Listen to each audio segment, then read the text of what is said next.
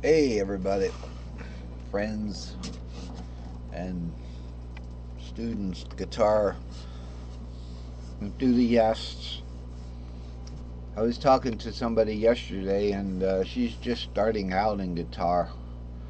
And so I try to make it a little easier. But then again, for the sake of people who know what's going on, I'm starting on today's chart, which is for lesson 15. This is part 1. So what do we have here? We have an unwarped, 5 unwarped fretboards, okay? And I'm going to put the guitar down for a second.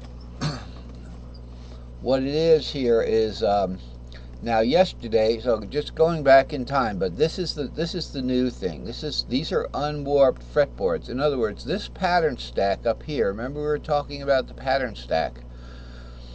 Okay, where you have the S3S, the stack of 3 short. 1, 2, 3, and that's that's outlined by this guy here. These 9 notes, okay.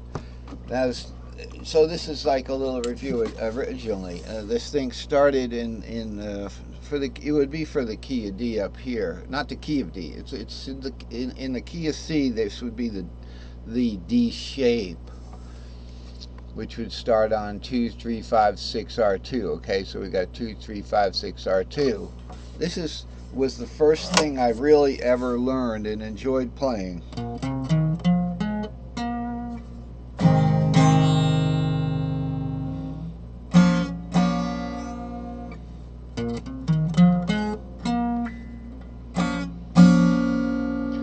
Now, that brings to mind one thing.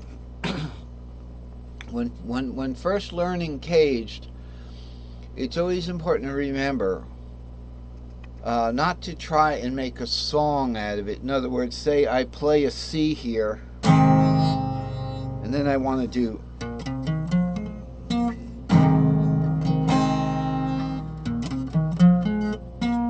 In other words, it would be like playing.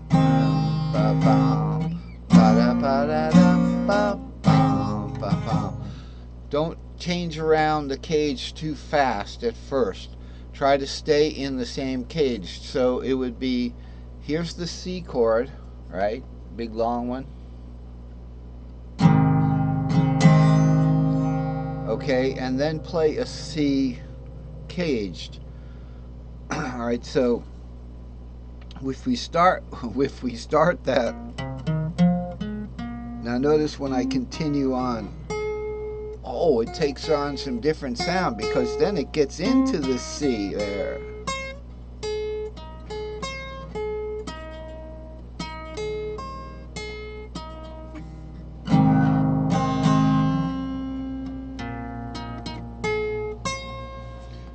I'm not focused on the strings right now, but so what's important to understand about caged is just because there's a, now what I'm going to do is I'm going to go back in time to yesterday's lesson where we have essentially the same thing. We have these 5 keyboards, and what makes them different is that they've been moved up 1 string each time, okay? Or the fretboard window has moved down, down, down in this gigantic pattern, all right?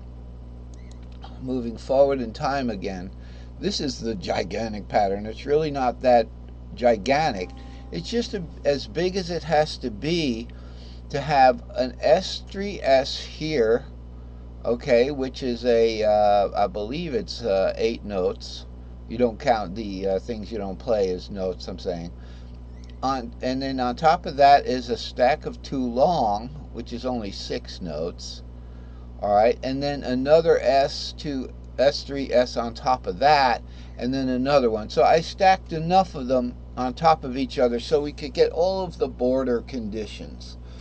As you can see, as the border conditions, if you add the 7th and the root to this box here, okay, so you're not going to go ba ba ba ba ba ba, okay, you're going to add that fourth.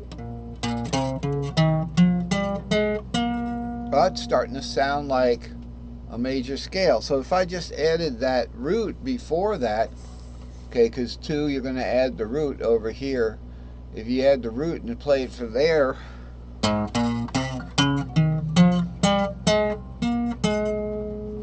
okay, so that's an easy trick you can do, but you have to learn this first, and there's a good reason to do that, believe me. You can always play from the root, but you can't always, find the root. So if you're just listening to someone play on YouTube or on the radio or one of those background things, you might just find yourself going,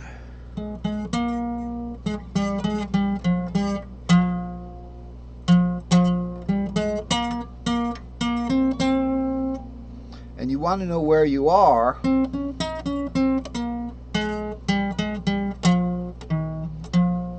Well, there are ways to find out. For instance, 5 and 6 are the only members of the scale in that pattern that have nothing else around it. No, that didn't fit. That didn't fit. Yet down here when I go, that does fit, and that does fit. Okay? Or you can just strum a chord,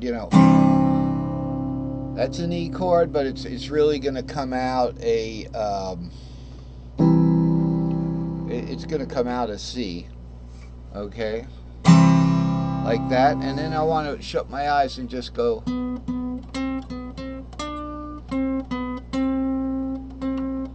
That sounds the same. Okay, so right there, that would be the root. Now I can't find it visually, right? Now I can't find where I was.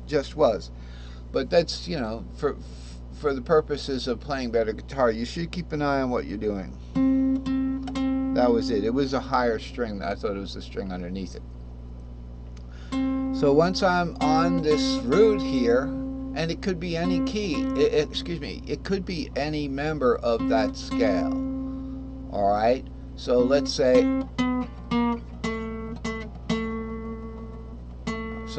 that was the, I guess that's the C sharp, but it's the 6th, because from the root,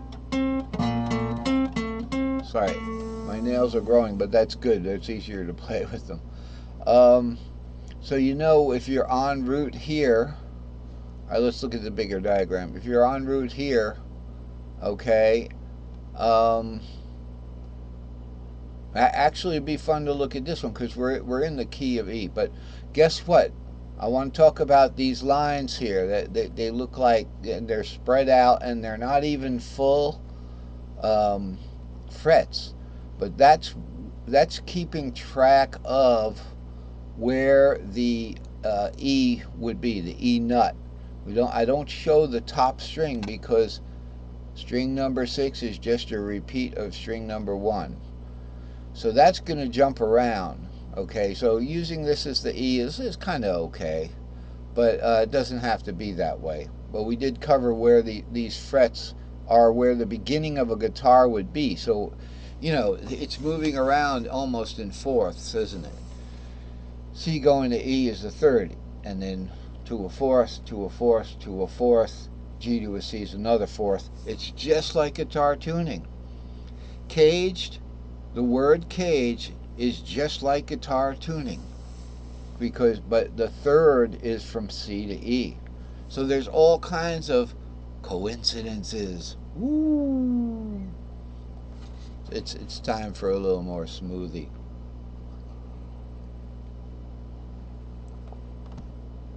So wrapping up segment 1, okay, we have our pattern stack, and you can identify pretty much where you are by playing those pattern stacks.